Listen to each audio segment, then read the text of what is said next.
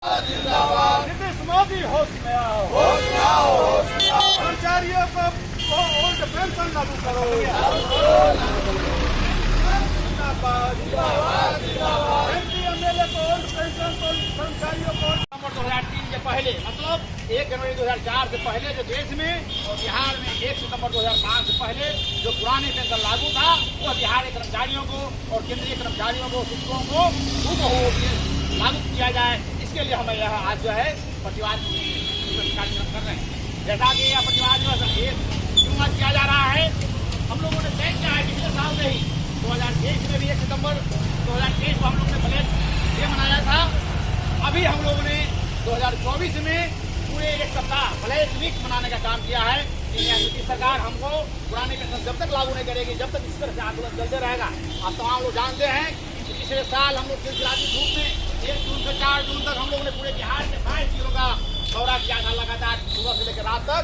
और उस दौरा के कार्यक्रम में भ्रमण किया और हम लोगों ने कहा था एनपीएस भारत करो, एनपीएस को केंद्रीय कर्मचारियों के लिए हटा दिया गया है, लेकिन एनपीएस किया है उसमें स्पष्ट देखिए कि एनपीएस में लोगों को नुकसान हो रहा था, तो इसलिए हम यूपीएस लागू किया है। वो स्पष्ट सरकार खुद स्वीकार कर रही है कि एनपीएस में बिहार में भी डबल इंजन की सरकार से हम कहना चाहते हैं कि आप यदि लागू नहीं कीजिएगा तो आपको भी हम लोग बदलने का काम करेंगे। 2025 बहुत जल्द देर नहीं है, बहुत नज़दीक आने वाला है।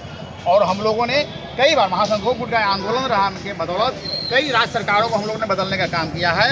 और यदि हमारी मांगों पर सहानुभूति पर विचार नहीं करेगी, हमारी मांगों की पूर्ति नहीं करेगी, पुराने पेंशन लागू यदि नहीं होगा तो पूरा बिहार के कर्मचारी शिक्षक एकताबद्ध होकर करके इस सरकार को आने वाले महासंघ गोकुट जो है सरकार को डबल इंजन की सरकार को अल्टीमेटम दे रहा है कि भाई ध्यान दीजिए, नहीं तो बिल्कुल हम लोग कहना चाहते हैं कि हम 30 साल 35 साल नौकरी करते हैं, अपना पूरा जीवन जवानी हम आते हैं और बुढ़ापा लेकर जाते हैं। बाल कच्चा काला बाल लेकर के आते हैं और उजला बाल लेकर सफेद बाल या बिना बाल के ले जाते हैं। हम लोग पूरी मेहनत कमाई, जब हम 60 साल के हो जाते हैं तो हम बाहर में जाकर नौकरी नहीं कर सकते हैं, कोई ठेला रिक्शा नहीं चला सकते हैं। हमको सम्मानजनक जीवन यापन का अधिकार मिलना चाहिए और वो क्या है बुढ़ापा का सहारा पुराने पेंशन, और हम बुढ़ापा का सहारा मांग रहे हैं। आप जो है मंत्री विधायक आप 2005 का मामला लीजिए, 5 में विधानसभा हैंगिंग हो गया, कोई विधायक एक दिन भी अपना काम नहीं किया, जनप्रतिनिधि के काम नहीं किए, सिर्फ चुनाव लड़े, जीत गए, सर्टिफिकेट मिला, एक दिन विधानसभा में बैठे नहीं, कोई जनता के हित में कोई पॉलिसी नहीं बनाए। और वो आजीवन उनको नीतीश सरकार ने 2005 में जब नवंबर में जब इनका सरकार बना तो उस विधायकों को जो है पेंशन देने के काम किए। आप एक दिन भी जो काम नहीं करा विधायक काम किया, दर्जनों विधायकों से है जो 2009 में हार गए थे 2005 में, तो ऐसे विधायकों को आप पेंशन दे रहे हैं जो एक दिन भी काम नहीं किया जनता के लिए। और हम तो 25 साल 30 साल 35 साल नौकरी करते हैं, काम करते हैं, जनता की सेवा करते हैं।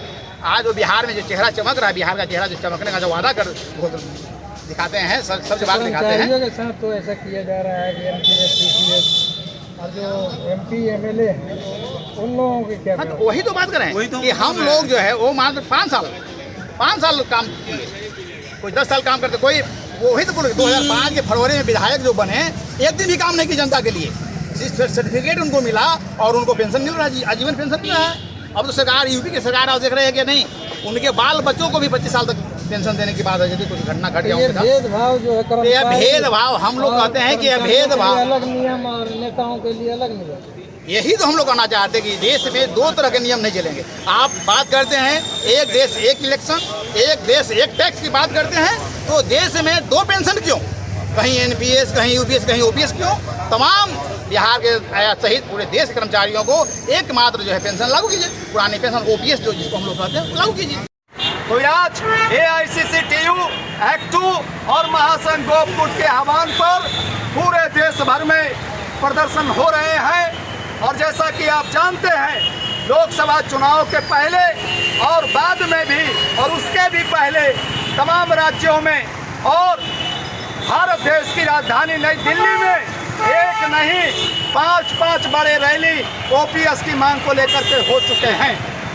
यह नई सरकार आई, मोदी जी तीसरी बार प्रधानमंत्री बने और ये एनपीएस की जगह जिस एनपीएस को खारिज कराने के लिए, रद्द करने के लिए पूरे देश के करोड़ों मजदूर कर्मचारी लड़ रहे हैं, उसकी जगह एक सप्लीमेंट्री लेकर के आए हैं जिसका नाम है यूपीएस। अरे ये कंप्यूटर सिस्टम का यूपीएस नहीं है कि तुम बदल दोगे, ये मजदूरों कर्मचारियों के करोड़ों अरबों लोगों के जीवन भर और उनके परिवार का भरण पोषण का